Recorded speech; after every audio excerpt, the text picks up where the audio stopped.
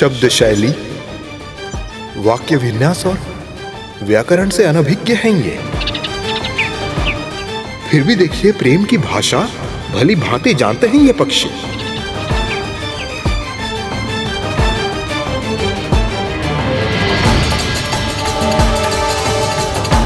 माएँ अपनी संतान को केवल तैरना नहीं सिखा रही, जीवन के कठिन पथ पर संघर्ष का अभ्यास भी करवा रही है।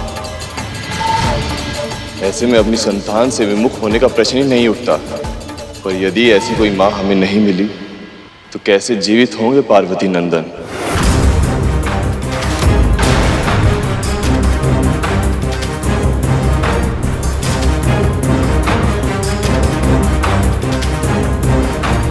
ये चमकती हुई किरणें, ये अवश्य ही सूर्यदेव का कोई संकेत है।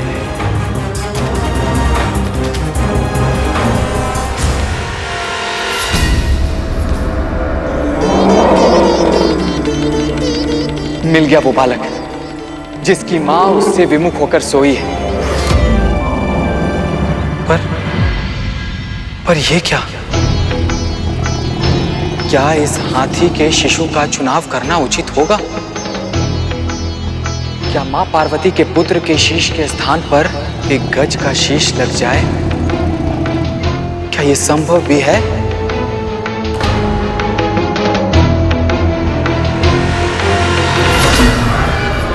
संदेह की आवश्यकता नहीं देवराज। इस शिशु का जन्म ही अल्पायु के साथ हुआ है, अर्थात इसके जीवन में इतनी ही सांसें लिखी थी। महादेव इसके शीश का उपयोग अपने पुत्र को जीवित करने के लिए अवश्य ही करेंगे। आगे बढ़िए यमराज, आगे बढ़िए और अपना कार्य पूरा कीजिए।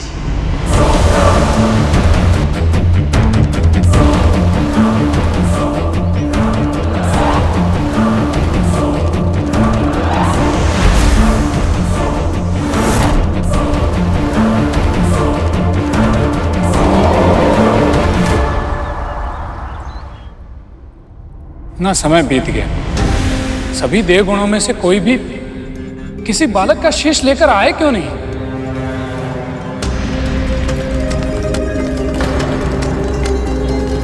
देवराज,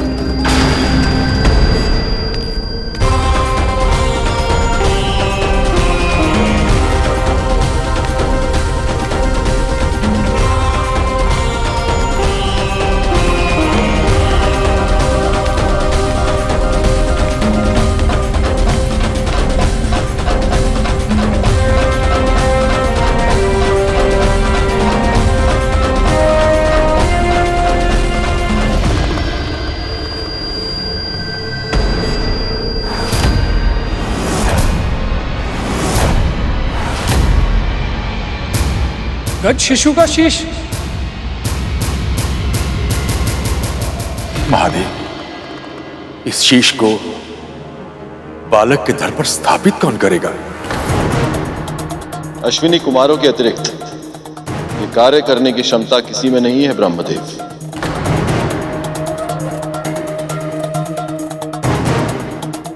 उन्होंने औषधि शास्त्र, शल्य चिकित्सा स्वयं महर्षि दधीची से सीखी।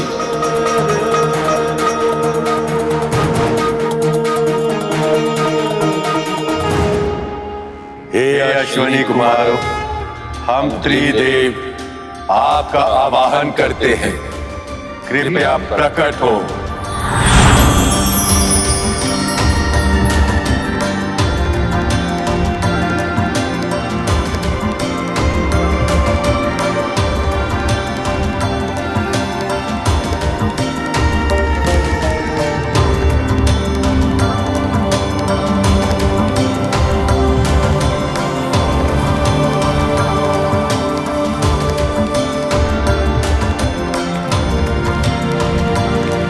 आपकी आज्ञा का पालन होगा प्रभु।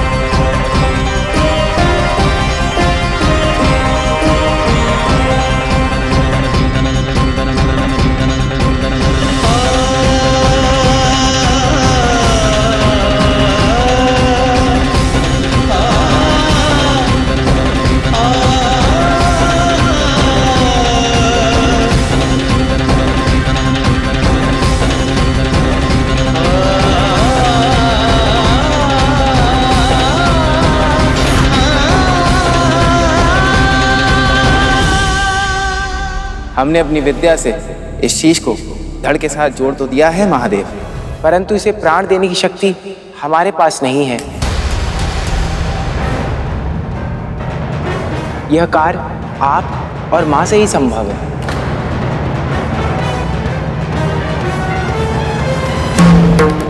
हमारे पुत्र को नया शीश मिल गया है प्रिय, पर इसे जीवन देने के लिए मुझे आपकी शक्ति की आवश्यकता है।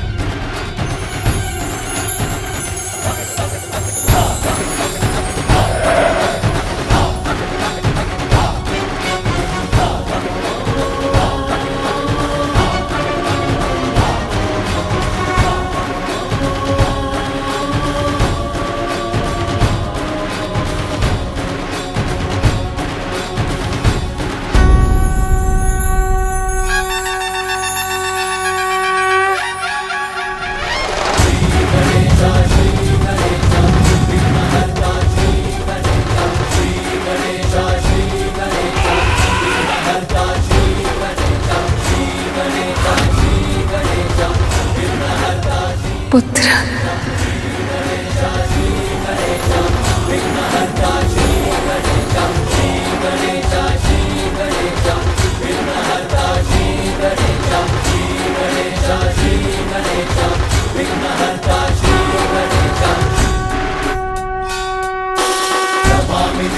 नमामि देवा जय गणराजा नमामि देवा दया करो हे मंगल देवा जय गणराजा नमामि देवा मंगलदाता मंगलकारी जय गणराजा पिताजी नमामि देवा भक्तों के तुम ही हितकारी जय गणराजा नमामि देवा सुख करता स्वामी जय गणराजा नमामि देवा विघ्नराज जी अंतर्यामी जय गणराजा। बालक ने अपने पिता को महादेव को पहचान लिया।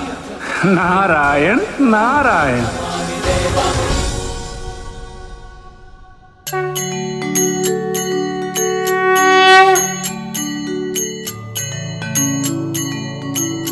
आप केवल मेरे पिताश्री ही नहीं, साक्षात परब्रह्म के स्वरूप हैं। सभी ने मुझे समझाने का प्रयास किया था, पर मैं समझ ही नहीं पाया। अपनी मूर्खता में आपका कितना बड़ा अनादर किया मैंने। मुझे क्षमा कर दीजिए पिताश्री। अपने अतीत को स्मरण करके अपने वर्तमान को दुखी मत करो पुत्र। विनम्रता के गुण से युक्त होकर तुम्हारा नया जीवन हुआ है। अब तुम और भी ज्ञानवान हो। सृष्टि के रचयिता और पालनहार को भी पहचान नहीं पाया मैं।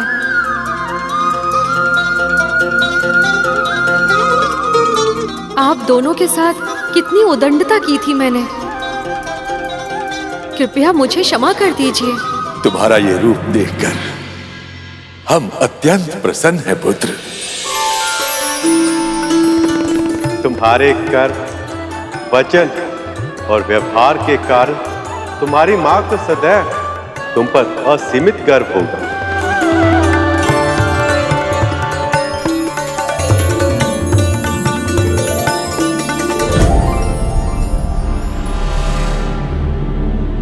कौन सा मुख लगा होगा मेरे पुत्र को? कैसा दिख रहा होगा वो? कैसे कैसे सामना करूंगी मैं उसका, उस नए अपरिचित मुख के साथ? माँ आ गई।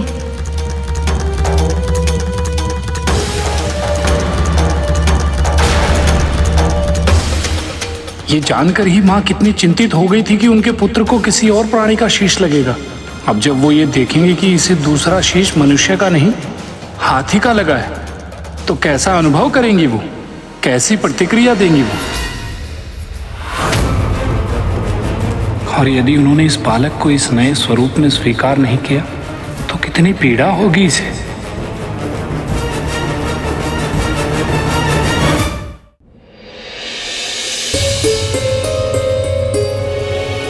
सखी, क्या हुआ? मेरा मन इतना आशंकित क्यों हो रहा है सखी? क्योंकि आप माँ हैं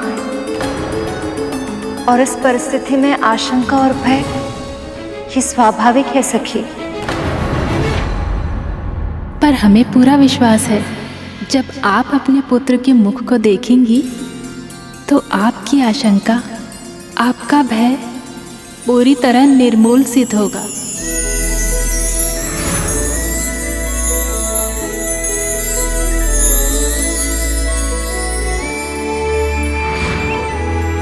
जब वो आपको माँ कहकर पुकारेगा, सब कुछ भूल जाएंगे आप, सब कुछ।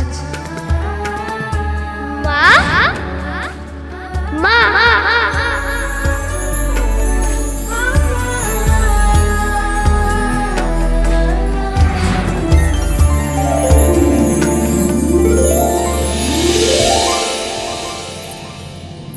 पुत्र, पुत्र,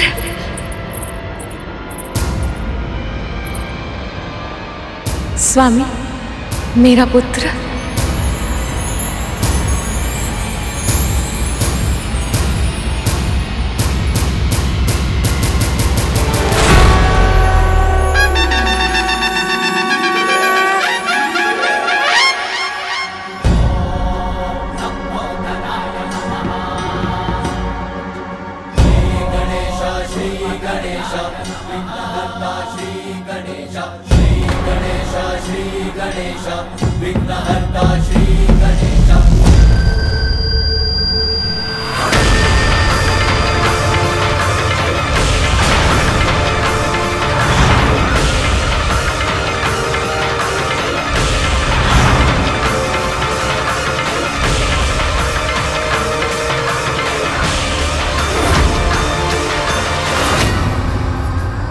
देवी पार्वती ने अपने पुत्र का नया मुख देखकर उसे मुंह फेर लिया।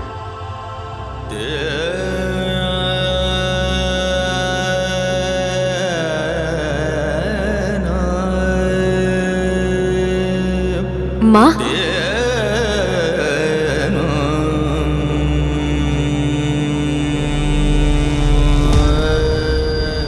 मेरा पुत्र। हाँ माँ, मैं आपका ही पुत्र हूँ, आपके हृदय से जन्मा हूँ।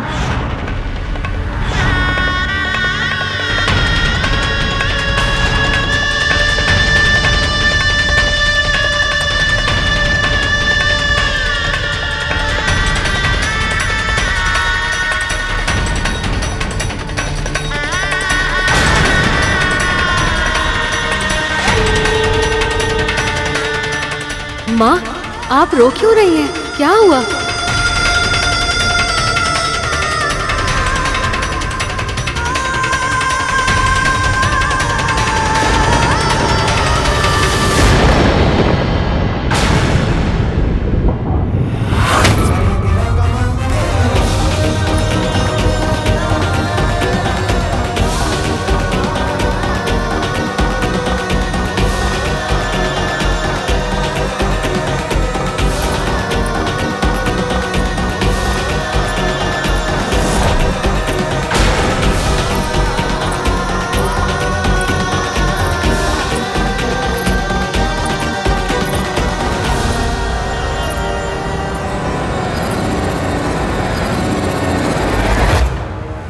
बात का भय था वही हुआ। देवी पार्वती ने अपने पुत्र का नया रूप स्वीकार नहीं किया। ये क्या, माता पार्वती ने अपने ही पुत्र से मुंह फेर लिया? कहीं उनका क्रोध पुनः जागृत ना हो जाए।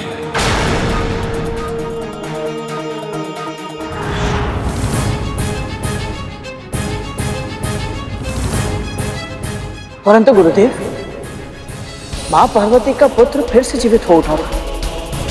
इससे अधिक प्रसन्नता की बात और क्या हो सकती है? तो फिर मां पार्वती ने प्रभु गणेश को उनके नए स्वरूप में स्वीकार क्यों नहीं किया?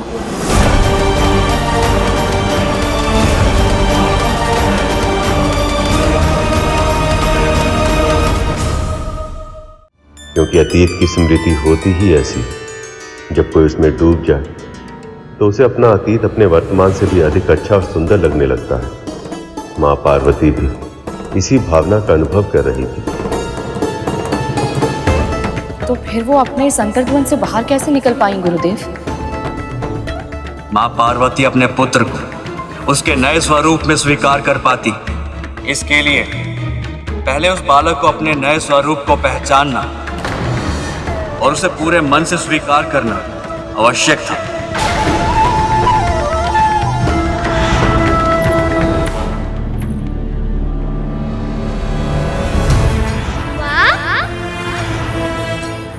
माँ,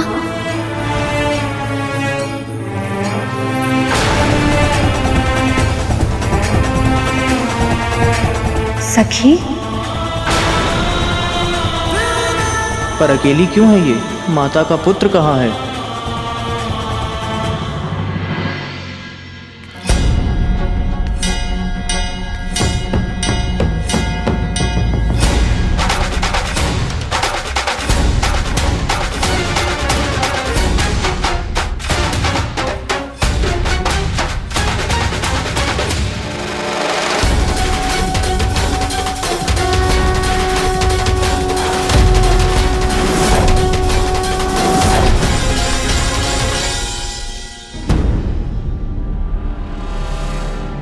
ये रूप मिला है बालक को।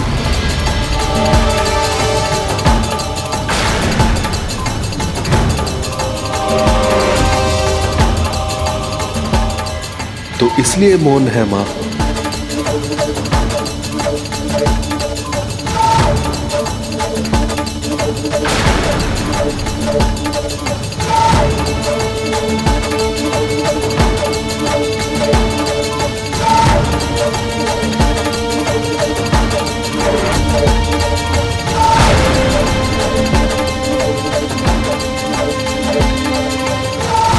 ये क्या, माता तो अपने पुत्र का नया रूप देखकर रुष्ट हो गई हैं। जब उन्हें ज्ञात होगा कि ये शीश मैं ढूंढ कर लाया हूं उनके पुत्र के लिए, तो ना जाने मेरा क्या होगा।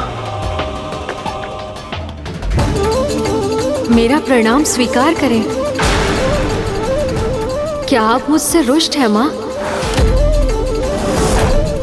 माँ, आप मुझे छोड़ के बाहर क्यों आ गई? माँ मुझसे मुंह क्यों फेर रही हैं? कहीं मुझसे कोई भूल तो नहीं हो गई?